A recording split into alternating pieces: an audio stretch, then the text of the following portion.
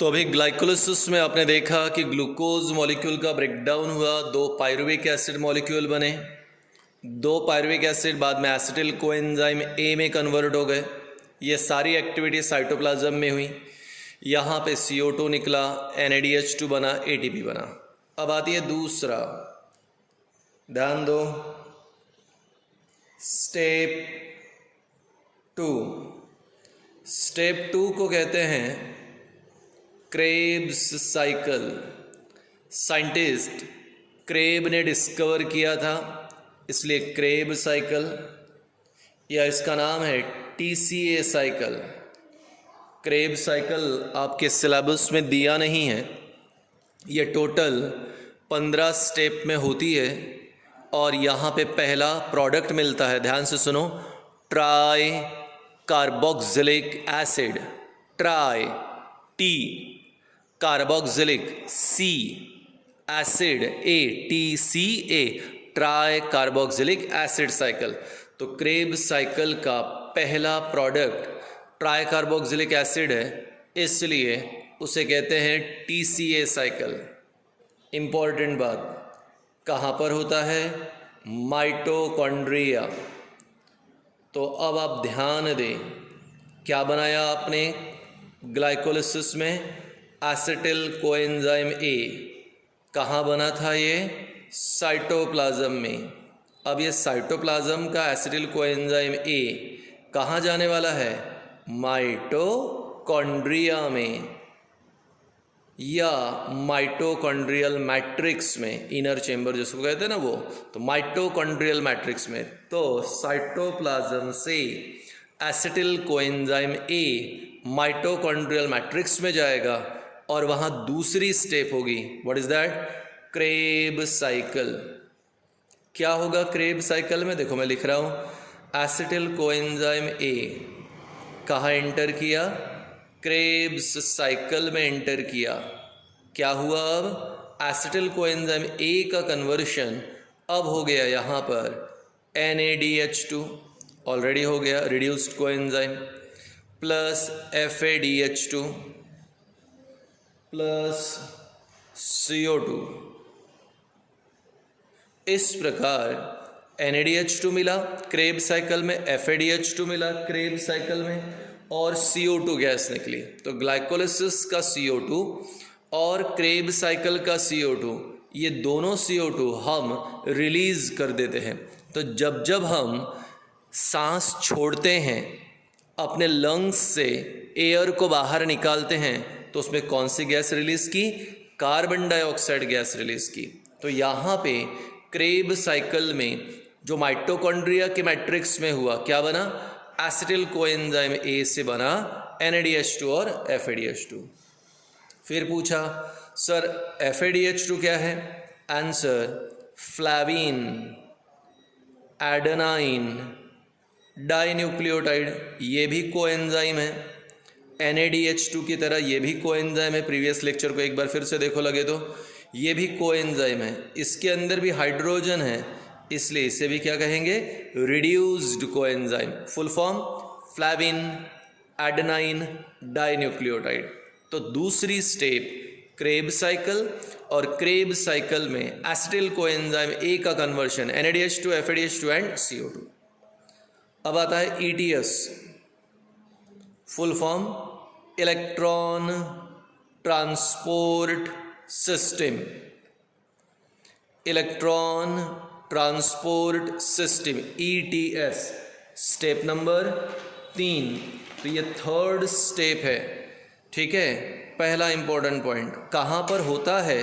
बोले सर ये होगा माइटोकॉन्ड्रिया में। क्रेब साइकिल भी माइटोकॉन्ड्रिया में, ETS भी माइटोकॉन्ड्रिया में, पर माइटोकॉन्ड्रिया में कहाँ पर? F1 particle. तो माइटोकॉन्ड्रिया के F1 पार्टिकल में इलेक्ट्रॉन ट्रांसपोर्ट सिस्टम होगा। क्या होता है यहाँ पे? मैंने कहा ना आपको कि NADH2, FADH2 एक प्रकार के चेक है, इसे बैंक में डालना पड़ेगा। एक NADH2 जब इलेक्ट्रॉन ट्रांसपोर्ट सिस्टम में जाता है तो आपको तैयार करके देता है 3 ATP, और एक FADH2 जब इलेक्ट्रॉन ट्रांसपोर्ट सिस्टम में जाएगा तो आपको मिलेगा 2 ATP। इस प्रकार थर्ड स्टेप में इलेक्ट्रॉन ट्रांसपोर्ट सिस्टम में NADH2 से 3 ATP, FADH2 से 2 ATP, एक NADH2 3 ATP, एक FADH2 2 ATP। इस प्रकार फाइनली हमें ATP मिलेगा और इस एनर्जी का यूज़ सेल करेगा फॉर परफॉर्मिंग डिफरेंट एक्टिविटी। तो समरी क्या है? रेस्पिरेशन सेल के अंदर होता है, सेल्यूलर रेस्पिरेशन है। हाँ, लंग्स एक्सचेंज ऑफ गैस के लिए मदद करता है। ये जो रेस्पिरेशन है इसकी 3 स्टेप है, ग्लाइकोलिसिस, क्रेब साइकिल और ETS। ग्लाइकोलिसिस साइटोप्लाज्म में, क्रेब और ETS माइटोकॉन्ड्रिया में। ग्लाइकोलिसिस में एक ग्लूकोज का 2 पायरुविक एसिड का एसिटिल कोएंजाइम A।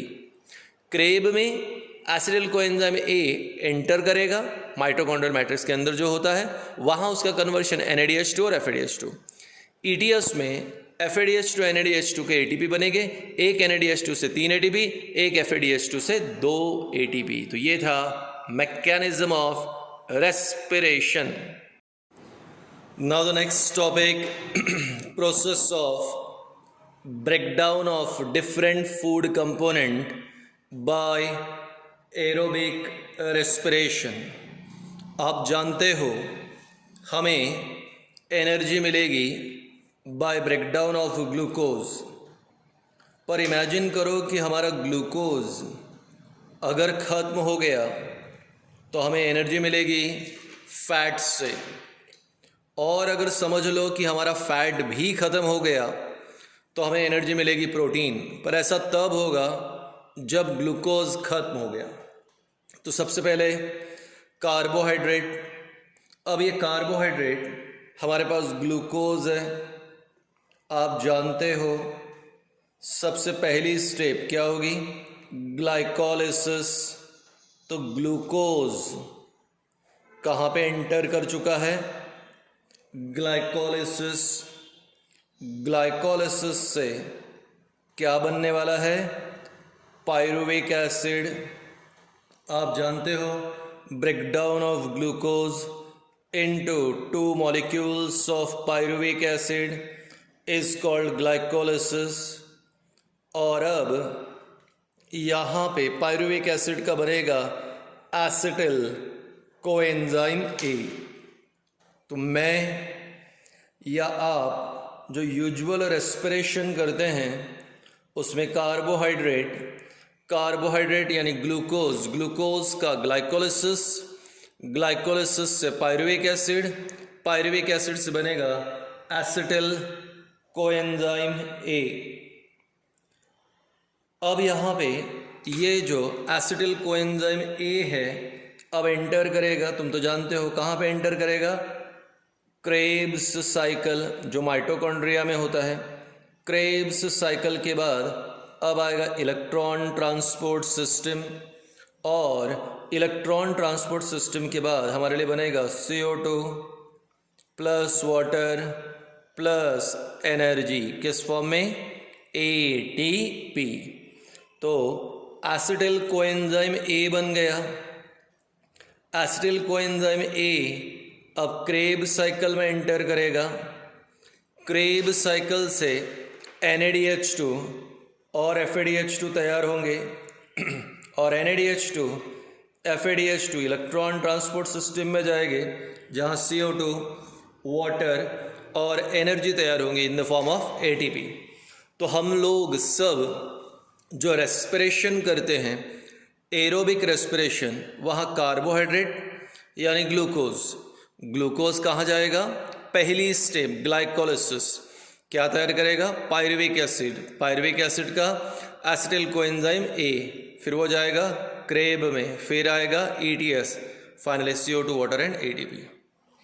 अब अगर मान लो शरीर में कार्बोहाइड्रेट ख़त्म हो गया तो हम लिपिड्स यूज़ करेंगे, मतलब चर्बी यूज़ करेंगे। फैट्स को इमरजेंसी सोर्स ऑफ एनर्जी कहते हैं। अब ये जो कार्बोहाइड्रेट है हमारे लिए खत्म हो गया, हमने फैट को यूज़ किया, फैट का डाइजेशन होगा और वो बनाएगा फैटी एसिड। फैट का डाइजेशन होगा और फैट से तैयार होगा फैटी एसिड, और अब ये फैटी एसिड एंटर करेगा कहाँ पे? Acetyl coenzyme A. तो हम लोग रोज़ तेल, घी या डालडा खाते हैं, वो हमारे शरीर में फैट्स उसी समय यूज़ होगा जब कार्बोहाइड्रेट खत्म होगा। Emergency source of energy. पापा अपने पैसे की आवश्यकता पड़ती है तो जेब से निकालेंगे, अलमारी से निकालेंगे या बैंक से। सोना नहीं बेचते, प्लॉट या प्रॉपर्टी नहीं बेचते, क्योंकि ये उसी समय बेचा जाएगा जब बैंक का पैसा खत्म हो गया। तो अब बैंक का पैसा खत्म हो गया, प्रॉपर्टी यूज़ करेंगे। क्या है प्रॉपर्टी? लिपिड। लिपिड का conversion fatty acid. Fatty acid कहाँ जाएगा? क्या बनाएगा? Acetyl coenzyme A. Acetyl coenzyme A कहाँ जाएगा? Krebs cycle. क्रेब से ईटीएस, फिर से एनर्जी। अब मान लो किसी व्यक्ति में कार्बोहाइड्रेट खत्म हो गया, फैट्स भी खत्म हो गया। ऐसा बहुत रेयर होगा, पर होगा ज़रूर। अगर मान लो कि कोई जंगल में फंस गया है और महीना 1.5 महीना हो गया, उसे खाने के लिए कुछ नहीं मिला, वो कैसे तो भी मजबूरी में अपने दिन बिता रहा है, तो ऐसे लोगों में कार्बोहाइड्रेट भी ख़त्म हो जाएगा और फैट्स भी ख़त्म हो जाएंगे। कार्बोहाइड्रेट भी ख़त्म होगा, फैट भी। तो अब उसे ज़िंदा रहने के लिए अपने शरीर का प्रोटीन यूज़ करना पड़ेगा। ये प्रोटीन का कन्वर्शन होगा अमीनो एसिड, और अमीनो एसिड फाइनली कन्वर्ट होता है एसिटिल कोएंजाइम ए में। एसिटिल कोएंजाइम ए क्रेब में जाएगा, फिर वो ईटीएस में जाएगा, और finally CO2 water and energy. इस प्रकार आवश्यकता पड़ने पर हम कार्बोहाइड्रेट, प्रोटीन और फैट को यूज़ करते हैं for the production of energy. अब मैंने कहा कार्बोहाइड्रेट ख़त्म होगा तो लिपिड्स यूज़ होगा, और लिपिड्स भी ख़त्म हो गया तो हम क्या यूज़ करेंगे? प्रोटीन्स। ठीक है, अदरवाइज आमतौर पे बाकी जगह प्रोटीन यूज़ होता नहीं। तो एरोबिक रेस्पिरेशन में इस प्रकार से हम कार्बोहाइड्रेट, प्रोटीन्स और फैट्स को ब्रेक डाउन करते हैं। अब बारी आती है एनाएरोबिक रेस्पिरेशन। एनाएरोबिक रेस्पिरेशन आपको याद होगा, नहीं याद तो पुराने वीडियोस वापस देखने हैं। एरोबिक रेस्पिरेशन में 3 स्टेप थी: ग्लाइकोलिसिस, क्रेब साइकिल और इलेक्ट्रॉन ट्रांसपोर्ट सिस्टम। एनाएरोबिक रेस्पिरेशन में 2 स्टेप है, ग्लाइकोलिसिस और फर्मेंटेशन। Glycolysis and fermentation. तो एनाएरोबिक रेस्पिरेशन 2 स्टेप, first one glycolysis, second one fermentation. आइए, ग्लाइकोलिसिस कहाँ पे होता था? साइटोप्लाज्म। अब एनाएरोबिक रेस्पिरेशन माइक्रो ऑर्गेनिज्म यानी बैक्टीरिया शो करते हैं। बैक्टीरिया के पास भी साइटोप्लाज्म है, तो ग्लाइकोलिसिस साइटोप्लाज्म में होगा। दूसरा फर्मेंटेशन, ये भी साइटोप्लाज्म में होगा। क्वेश्चन, सर यहाँ पे क्रेब साइकिल क्यों नहीं है? यहाँ पे इलेक्ट्रॉन ट्रांसपोर्ट सिस्टम क्यों नहीं है? आंसर, क्रेब साइकिल कहाँ पे होता है? माइटोकॉन्ड्रिया। इलेक्ट्रॉन ट्रांसपोर्ट सिस्टम कहाँ होगा? माइटोकॉन्ड्रिया। पर बैक्टीरिया में, माइक्रो ऑर्गेनिज्म में, दोनों भी, ठीक है, या बैक्टीरिया बोलो या माइक्रो ऑर्गेनिज्म, वहाँ पे माइटोकॉन्ड्रिया होता ही नहीं है। अब माइटोकॉन्ड्रिया ही नहीं है तो नेचुरल है क्रेब और ईटीएस भी होगा नहीं। तो अब कोई कभी पूछे कि बैक्टीरिया में क्रेब और ईटीएस क्यों नहीं होता, तो आप बोलो कि बैक्टीरिया में माइटोकॉन्ड्रिया ही नहीं है, इसलिए क्रेब और ईटीएस भी होता नहीं। तो पहला ग्लाइकोलिसिस और दूसरा क्या है? फर्मेंटेशन। फर्मेंटेशन क्या होता है? एनारोबिक रेस्पिरेशन की सेकेंड स्टेप होती है, जहाँ कॉम्प्लेक्स ऑर्गेनिक फूड मटेरियल को ब्रेक करते हैं, सिंपल फॉर्म में कन्वर्ट करते हैं with the help of micro organism. तो माइक्रो ऑर्गेनिज्म की मदद से अगर हम कॉम्प्लेक्स कंपोनेंट को सिंपल फॉर्म में कन्वर्ट करते हैं, ठीक है, तो उसे फर्मेंटेशन। चलिए देखते हैं। हेडिंग है हमारा anaerobic respiration in living cell. Anaerobic respiration in living cell. तो सबसे पहले ग्लूकोज है हमारे पास। अब ग्लूकोज का क्या होने वाला है? ग्लाइकोलिसिस। अब ग्लाइकोलिसिस के बाद तुम तो जानते हो, ग्लूकोज मॉलिक्यूल अगर ग्लाइकोलिसिस में गया तो क्या तैयार करेगा? Pyruvic acid. पायरुविक एसिड अब फर्मेंटेशन में जाएगा, और फर्मेंटेशन में अगर माइक्रो ऑर्गेनिज्म ईस्ट है तो तैयार होगा अल्कोहल, यानी ग्लाइकोलिसिस एनारोबिक रेस्पिरेशन की स्टेप 1, फर्मेंटेशन एनारोबिक रेस्पिरेशन की स्टेप 2। अगर माइक्रो ऑर्गेनिज्म ईस्ट है तो क्या तैयार होगा? अल्कोहल। अगर यूजुअल बैक्टीरिया है तो हमारे लिए तैयार होगा विनेगर और विटामिन। और अगर आरबीसी है, रेड ब्लड कार्पस्कल, या हमारे मसल्स है तो वहाँ पे तैयार होगा लैक्टिक एसिड। तो अब ये बहुत ही कॉमन क्वेश्चन है कि हम थकते क्यों हैं, या आपको कैसे फील होता है कि आप थक गए हो? तो आंसर है कि जब हमारे शरीर में, हमारे मसल्स में लैक्टिक एसिड का डिपोजिशन होता है तो हमारे ब्रेन को मैसेज जाता है कि हम थक गए हैं। तो लैक्टिक एसिड का डिपोजिशन इंडिकेट करता है, लैक्टिक एसिड का डिपोजिशन बताता है मसल्स के अंदर कि हम थक गए। तो हमारे मसल्स भी ज़्यादा काम होने पर एनारोबिक रेस्पिरेशन करते हैं। हमारे आरबीसी भी एनारोबिक रेस्पिरेशन करेंगे। क्या तैयार करेंगे? Lactic acid. दही बनाने के लिए लैक्टोबैसिलस होता है, वो लैक्टोबैसिलस भी यह लैक्टिक एसिड तैयार करता है। तो एनारोबिक रेस्पिरेशन की 2 step. Step 1 glycolysis, step 2 fermentation. तो glucose, glycolysis, pyruvic acid, fermentation. Yeast है तो अल्कोहल, नॉर्मल बैक्टीरिया है तो विनेगर, विटामिन्स, और आरबीसी और मसल अगर है तो लैक्टिक एसिड। तो एरोबिक रेस्पिरेशन, एनारोबिक रेस्पिरेशन। हमारे पास कई प्रकार के न्यूट्रिएंट्स होते हैं, और ये न्यूट्रिएंट्स शरीर में अलग अलग प्रकार के फंक्शन परफॉर्म करता है, अलग अलग प्रकार की एक्टिविटीज़ परफॉर्म करते हैं।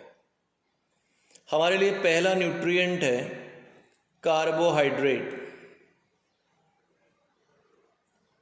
आमतौर पे कार्बोहाइड्रेट्स हमें कई सारे फूड प्रोडक्ट से मिलते हैं, स्पेशली फ्रूट्स या स्वीट कंपोनेंट, मिल्क, इनसे हमें कार्बोहाइड्रेट मिलता है। और मोस्ट कॉमन कार्बोहाइड्रेट हमारे लिए है ग्लूकोज, फ्रुक्टोज, सुक्रोज। हम भले ही यहाँ पे रोज़ फ्रूट न खाएं, पर हम आम तौर पे शक्कर, चाहे वो दूध में हो या चाय में शक्कर लेते हैं। शक्कर में जो कार्बोहाइड्रेट है वो सुक्रोज है, फ्रूट में ग्लूकोज और फ्रुक्टोज है, मिल्क में लैक्टोज है। ये कार्बोहाइड्रेट हमारे लिए एनर्जी प्रोडक्शन का काम करेगा। तो वो न्यूट्रिएंट जो बॉडी में एनर्जी प्रोडक्शन के लिए मदद करेगा वो है कार्बोहाइड्रेट। सो पूछा जाएगा एग्जाम में, what is the role of carbohydrate? तो आप बोलना कार्बोहाइड्रेट हमारे लिए मदद करेगा फॉर प्रोडक्शन ऑफ एनर्जी। दूसरा हमारे लिए न्यूट्रिएंट है प्रोटीन। हमारे शरीर में बहुत सारे अमाइनो एसिड्स होते हैं, ये अमाइनो एसिड्स की चेन को प्रोटीन कहते हैं, या बहुत सारे अमीनो एसिड मिलके प्रोटीन तैयार करते हैं। अब ये जो प्रोटीन है अमीनो एसिड से बनता है, पर ये प्रोटीन से ही शरीर में अलग अलग प्रकार के हार्मोन्स बनते हैं। Growth hormone, thyroid stimulating hormone, insulin या दूसरे हार्मोन्स को बनाने का बेसिक काम प्रोटीन का है।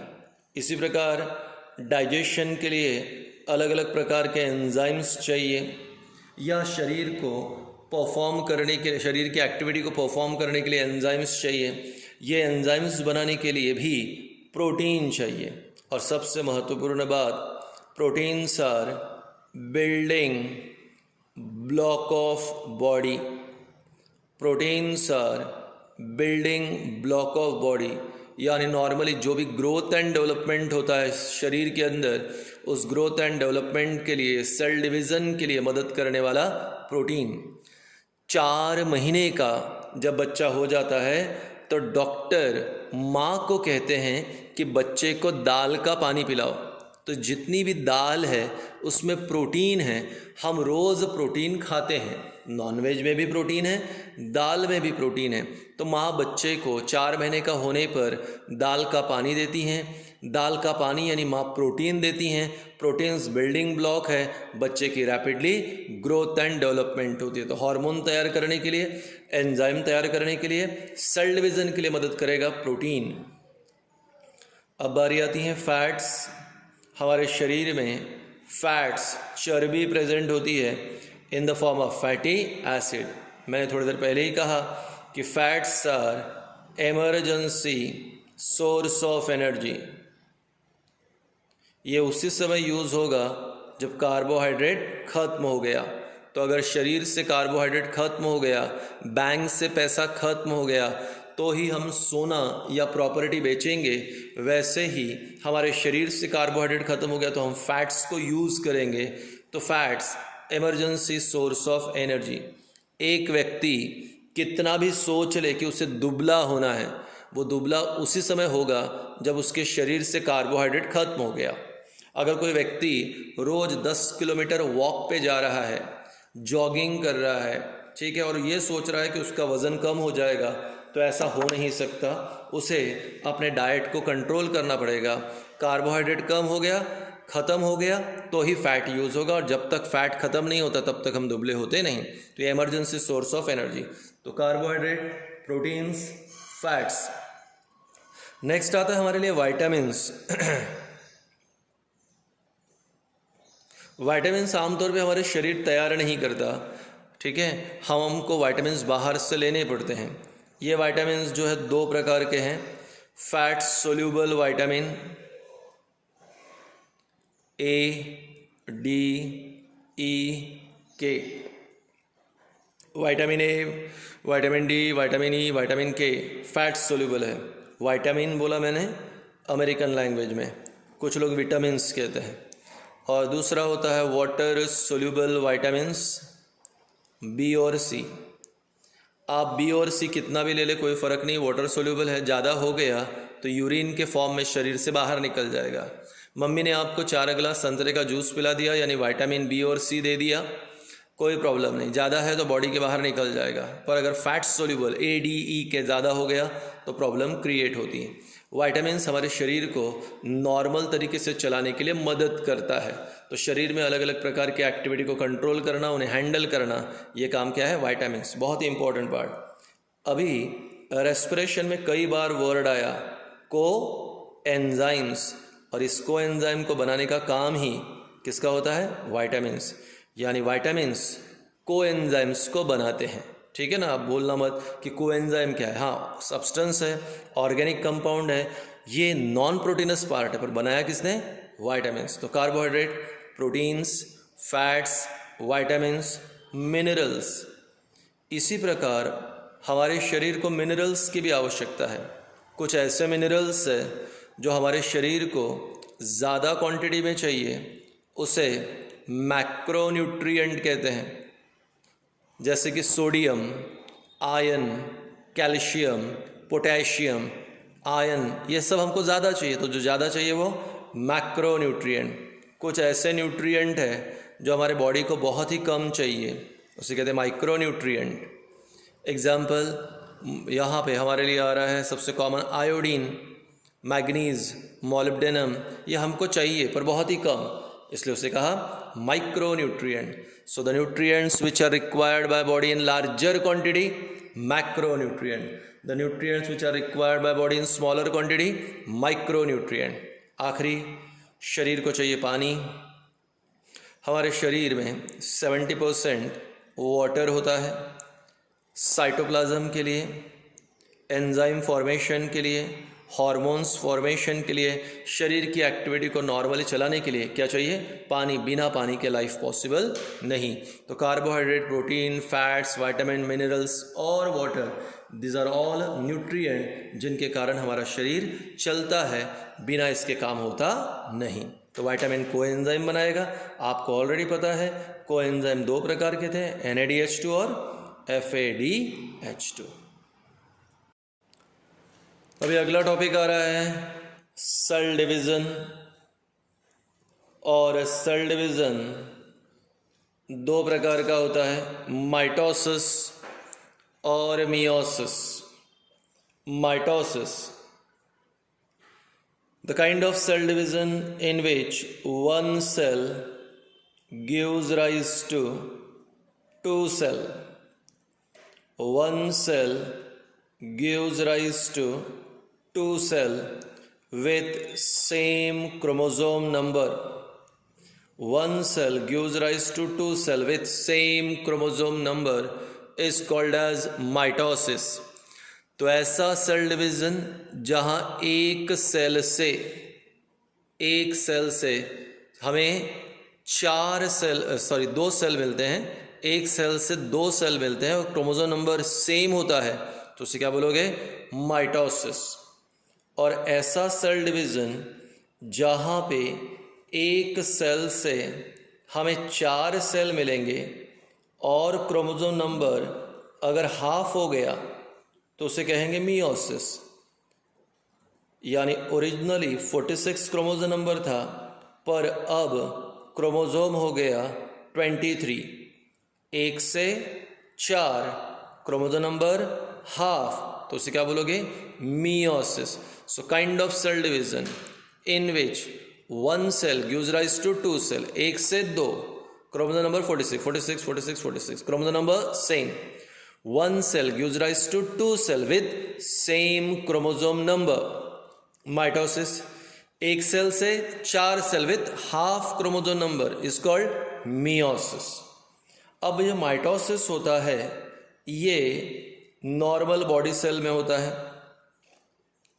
तो नॉर्मल बॉडी सेल में होने वाला जो सेल डिवीज़न है वो माइटोसिस है, और रिप्रोडक्टिव सेल्स में होने वाला, रिप्रोडक्टिव सेल्स में होने वाला मियोसिस है। एग्जाम्पल के तौर पे टेस्टीज और ओवरीज, टेस्टीज और ओवरीज में अगर सेल डिवीज़न होता है तो उसे क्या कहेंगे? Meiosis. So the kind of cell division in which one cell gives rise to two cell with same chromosome number, mitosis. Normal cell division, one cell gives rise to 4 cell with half chromosome number 46 का 23 is meiosis। Reproductive cell में testes और ovaries में जो cell division होगा वो है meiosis. तो हमारे पास दो प्रकार के सेल डिवीज़न हैं, माइटोसिस एंड मियोसिस। अब नेक्स्ट टॉपिक है हमारे लिए सेल डिवीज़न। आपको ऑलरेडी मैंने एक्सप्लेन किया था कि दो प्रकार के सेल डिवीज़न हैं, माइटोसिस और मियोसिस। माइटोसिस और मियोसिस। माइटोसिस में कहा था the kind of cell division in which one cell gives rise to two cell with same chromosome number, एक सेल से 2 cell chromosome number same, that is mitosis. Mitosis यहाँ 4 भागों में divided है, लेकिन पहले सुन लो, किसी भी प्रकार के सेल डिवीज़न में, चाहे वो माइटोसिस हो या मियोसिस, सेल डिवीज़न में जाने के पहले क्रोमोसोम कंटेंट या DNA या जेनेटिक कॉन्स्टिट्यूशन डबल हो जाता है। यानी जो कंटेंट है DNA का वो बिफोर द सेल डिवीज़न ही डबल हो जाता है। एक सेल और एक सेल से मिल गया 2 सेल, और मैंने कहा था ना क्रोमोसोम नंबर सेम। यानी अगर पेरेंट सेल 46 है तो डॉटर सेल में भी क्रोमोसोम 46 ही रहेगा।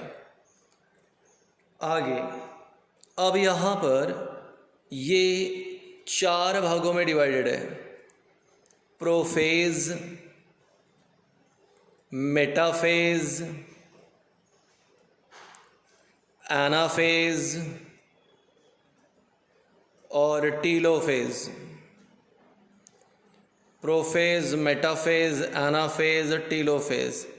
याद रखने के लिए पीमैट याद रखो, PMAT, P prophase, MAT metaphase, anaphase, telophase. तो माइटोसिस एक सेल डिवीज़न है। सेल डिवीज़न में जाने के पहले ही क्रोमोसोम कंटेंट अपने आप को डबल कर लेता है। एक सेल से 2 cell, chromosome number same, mitosis. और माइटोसिस में 4 फेजेस है, प्रोफेज, मेटाफेज, एनाफेज और टीलोफेज। आइए देखते हैं। ये नॉर्मल सेल है। इस नॉर्मल सेल में ये न्यूक्लियस है। न्यूक्लियस के बाहर न्यूक्लियर मेम्ब्रेन, अंदर थ्रेड्स है, क्रोमैटिन फाइबर और छोटा राउंडेड बॉडी है, न्यूक्लियोलस। तो जब एक सेल नॉन डिवाइडिंग होता है, डिवीज़न में नहीं होता, तो बाहर न्यूक्लियर मेम्ब्रेन, अंदर क्रोमैटिन फाइबर, उसके अंदर न्यूक्लियोलस होता है। Let's start. प्रोफेज, ठीक है। लेकिन इस कंटेंट को पढ़ने के लिए आपको नोट्स फॉलो करने हैं।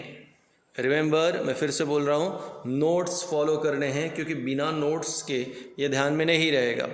तो जैसे ही प्रोफेज स्टार्ट होगा तो प्रोफेज में पहला है कि न्यूक्लियर मेम्ब्रेन स्टार्ट डिसइंटीग्रेशन।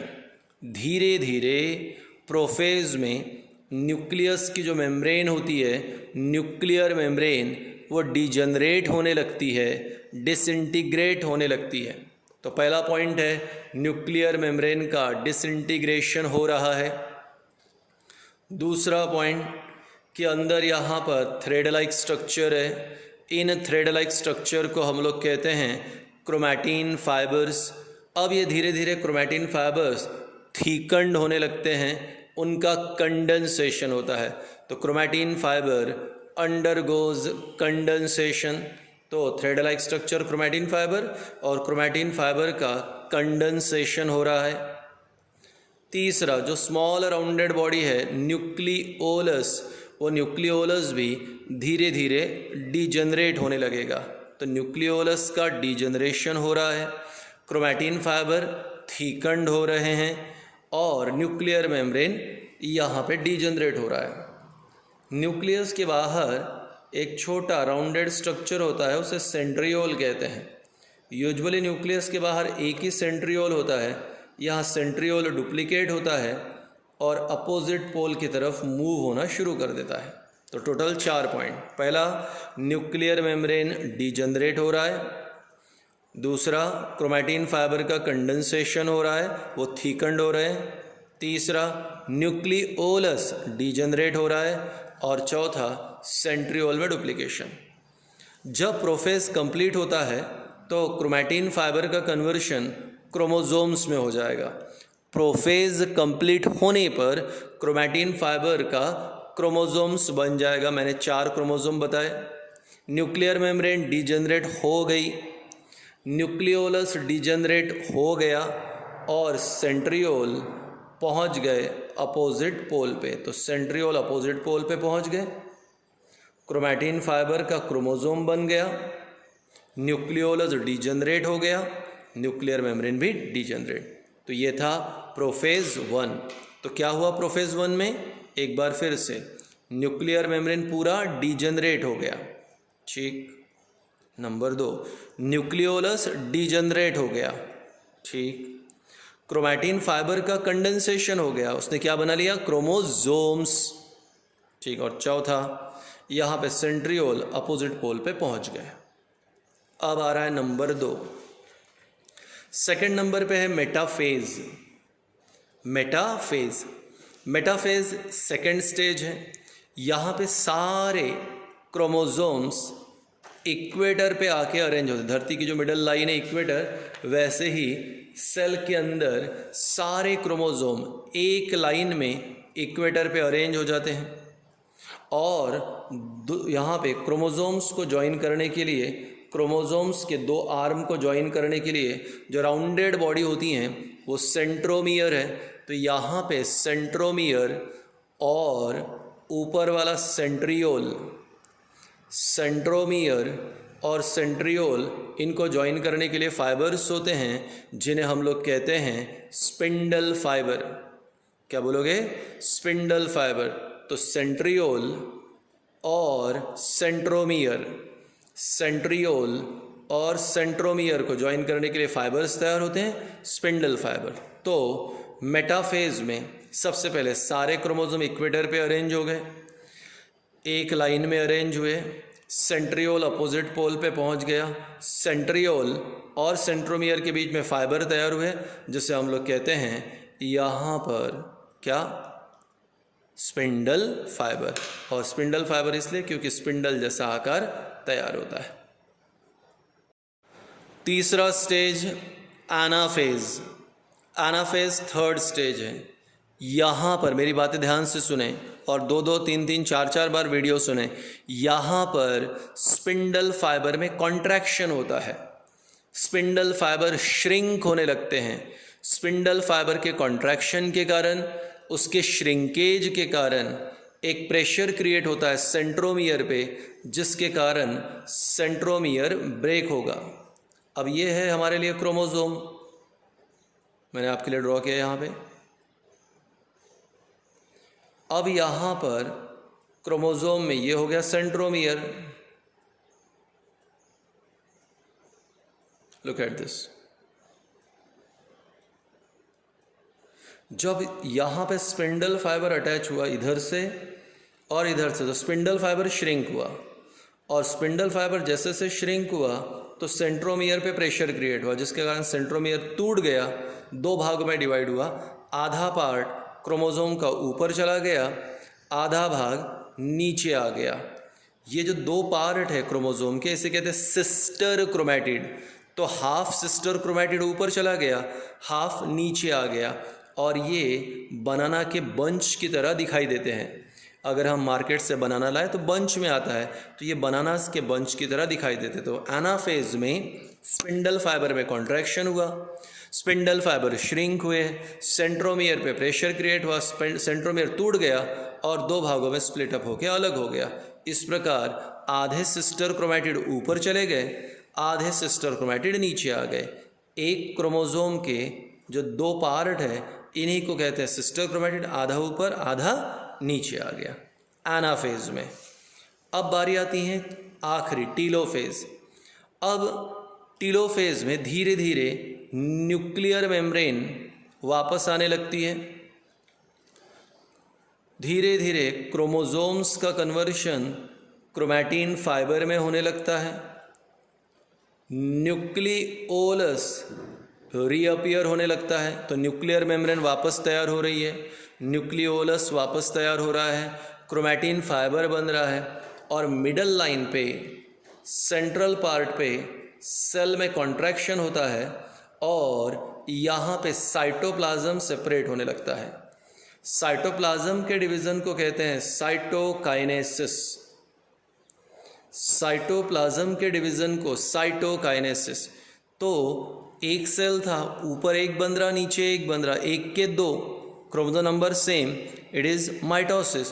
तो धीरे धीरे न्यूक्लियर मेम्ब्रेन, न्यूक्लियोलस ये तो तैयार हो रहे हैं, साथ ही साथ क्रोमैटिन फाइबर भी। अब साइटोप्लाज्म डिवाइड होने लगता है, जिसे साइटोकाइनेसिस कहते हैं, और 2 सेल के बीच में ऐसी पार्टीशन तैयार होती है जिसे सेल प्लेट कहते हैं, और फाइनली एक सेल से कितने सेल बन जाएंगे? 2 सेल। तो इस प्रकार पहला प्रोफेज, फिर मेटाफेज, फिर एनाफेज और टीलोफेज। वीडियो में मैं कितनी भी कोशिश करूं कि आपको ये बताऊं, पर ये दोनों टॉपिक माइटोसिस, मियोसिस इतने सिग्निफिकेंट है कि ये बोर्ड पे ही ज़्यादा बेटर आएंगे। मियोसिस तो इससे कई गुना ज़्यादा इम्पॉर्टेंट है, इसलिए मैं वीडियो में मियोसिस नहीं एक्सप्लेन करूँगा, मियोसिस में क्लास में ही एक्सप्लेन करूँगा। ऐसा नहीं कि माइटोसिस नहीं करूँगा, ये भी क्लास में एक्सप्लेन होगा, पर हाँ थोड़ा बहुत इसमें तुमको समझेगा, लेकिन मियोसिस में क्लास में ही समझाऊँगा।